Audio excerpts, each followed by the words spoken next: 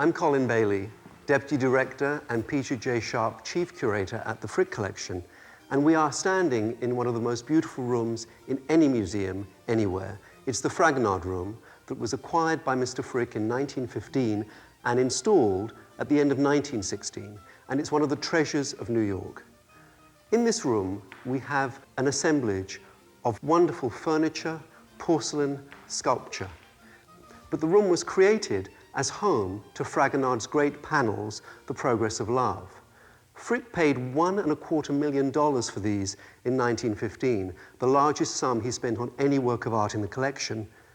The room has been refurbished, relit. It gives great pleasure.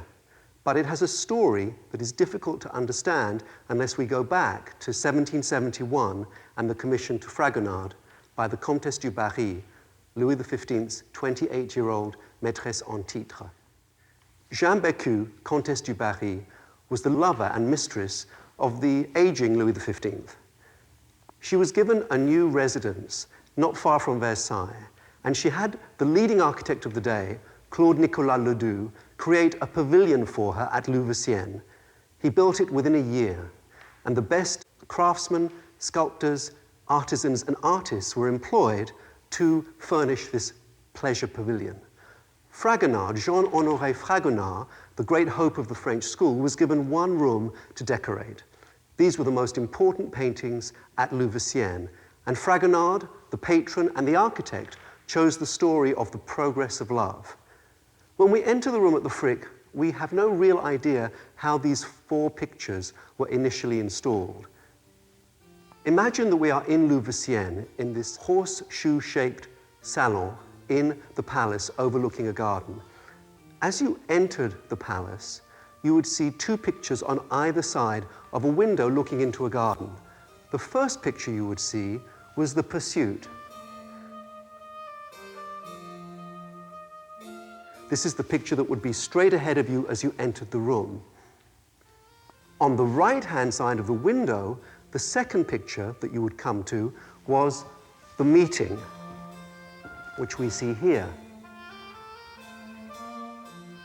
Imagine then turning around and walking through the room. On the left-hand side of the door by which you came in was the lover crowned. That's the only picture that is in the spot that it was for Madame du Barry in 1772. And the final picture, the 4th picture on the other side of the entry door, would be love letters, the last picture in the series. So let's recall the order. We start with the pursuit on the left-hand side of the window. Secondly is the meeting on the right-hand side of the window with the garden view in between. Turning around, we see the 3rd picture, the lover crowned, and the picture that ends the series on the right-hand side is love letters. What is Fragonard telling us in this story? Fragonard was trained at the Academy. He was an intelligent, highly trained, visually very alert artist who was comfortable with a whole range of symbols, ideas, emblems, and motifs. He marshals a great deal of this learning in an effortless and beautiful way in the creation of this story. And the story is the progress of love, the 4 ages of love, if you will.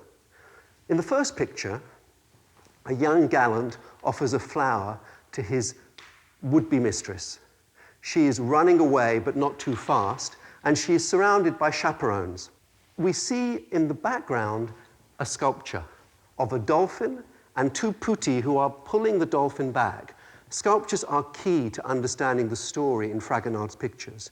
In this one, we see a dolphin and its putti holding back. Dolphins were Jupiter's agents in love affairs. They were the beasts that he sent to capture the beautiful maidens. In this image, they are symbols of arrested or expectant desire. Desire is in the air, but love is not happening quite yet. In the second picture, the meeting, remember, this would be on the right-hand side of the garden window, and in fact, the young girl is looking into the garden, perhaps at someone or at something that she is unaware of. An assignation is planned. The young man is climbing the ladder into the garden. The girl is definitely aware that he is coming and is looking forward to seeing him. The sculpture here shows Venus, the goddess of love, holding a quiver of arrows away from the young Cupid, the god of love.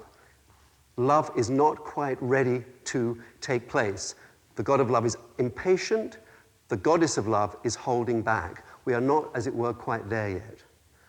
Turning around, looking with the garden behind you, we would come to number 3 in the series, the lover crowned. Here, everything is in bloom. The garden is at its most verdant, floral. We can almost smell the scents of the peonies, the roses, the orange tree, the myrtle tree. The lovers, who are being recorded for posterity by the young artist, are actually wearing theatrical costume, the ruffles, the ribbons, the capes. An audience at the time would have recognized this as being stage performing costume. Cupid, on the other hand, has fallen asleep. His little quiver is empty. His work is done. This is the consummation. Love is finally given full expression. And so to conclude the series, the last picture in the series shows love letters.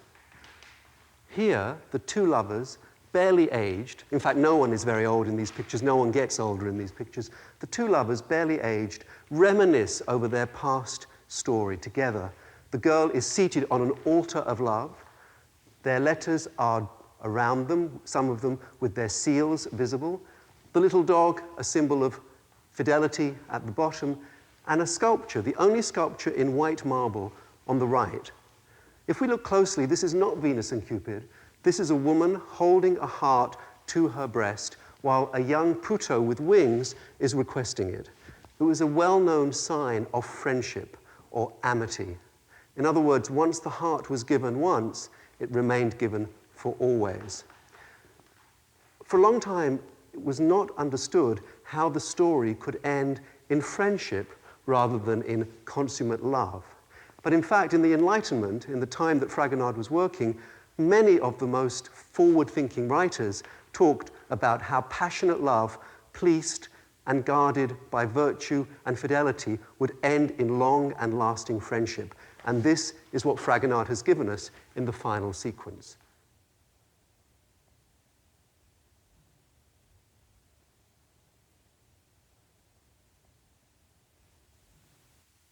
In addition to the sculpture and how we can see how the different emblems and motifs lead us through the story, Fragonard is also a master of using landscape. We see in the early painting of the pursuit the growing excitement. Suddenly, trees and flowers are burgeoning in the meeting, but everything is in full bloom once we get to the lover crowned. Finally, in love letters, there's a sense of a contentment, calm. No longer is nature so agitated. The trees are bowed together. There is a sense of peace and fulfillment. As beautiful and as successful as this series of paintings was, hard though it is to believe, once they were hanging, Madame du Barry was not happy with them. In fact, she rejected them. She sent them back to Fragonard. She didn't pay Fragonard for a year's work, and this was a public rejection of his latest and most ambitious painting. It was a hard blow for the artist, who actually left Paris for 1 year, traveling throughout Italy in a way to lick his wounds. It was the last major decorative series that he would ever undertake. Now, 20 years later, after the revolution had just begun, Fragonard and his family went back south to Grasse, the town he was from, and they took with them the 4 pictures for Madame du Barry. They were his most important possessions. Fragonard was the tenant in Grasse in 1790 of a perfume-producing notary cousin, a wealthy bourgeois cousin, whose 17th century villa needed decorating. Fragonard sold his cousin the 4 pictures for Madame du Barry, but the salon in which his cousin hung them was larger than the salon in which they had hung for Madame du Barry, and so Fragonard had to paint a series of overdoors and, more importantly, 2 large panels to complete the series. These pictures, we see immediately, are painted in a different way. Their coloring is more autumnal, more russet-like. Their handling is more abbreviated, slightly sketchier. They have an eroticism that is actually more adult, more pressing than the earlier playful progress of love. In The Triumph of Love, we see an amorous pair of putti embracing, love's fires are burning, and jealousy is being scorned by the figures down below. This picture hung over a fireplace, and so we have a conceit of the flames of the fire lifting up into the picture as it moves to the heavens beyond.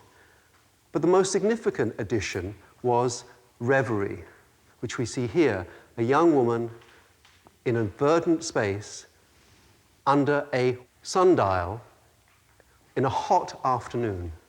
If we look closely, we can see that the time is 12 o'clock midday. This was known as the hour of the shepherds, the time when amorous swains would leave off their work and take pretty shepherdesses into the fields beyond to make love together. It was a highly charged subject. And in fact, the young woman, whose body language in itself suggests erotic reverie, is thinking about love, is thinking about the pleasures of love, and in fact is introducing us to the series that we see in the room, The Progress. Fragonard's paintings stayed in Grasse for 100 years. Gradually, they became part of a pilgrimage route for anyone interested in the artist. They were finally sold off by the family to J.P. Morgan, the great financier who had them sent to his house in London in Prince's Gate, and in fact built an entire room for them. When Morgan died in 1913, his entire collection, his enormous collection, was sent to the Metropolitan Museum for a memorial exhibition, and the Fragonard room was recreated exactly as it had been in Prince's Gate, his London home. The dealer Duveen very cleverly alerted Frick to the possibility that this series might be available. Frick, who had spent 2 years arguing with his architects about having his house finished on time, did not hesitate for a minute to acquire the series, to bring them to the house, to close the room, and to have the paneling, mirrorwork, locks, all of the decorative surrounds fabricated in Paris during the first years of the First World War. We experienced the room as Mr. Frick and his family experienced it in 1916, but knowing the backstory, as it were, of Fragonard, du Barry, and the disappointments at Louvciennes enriches our understanding of this great room even more.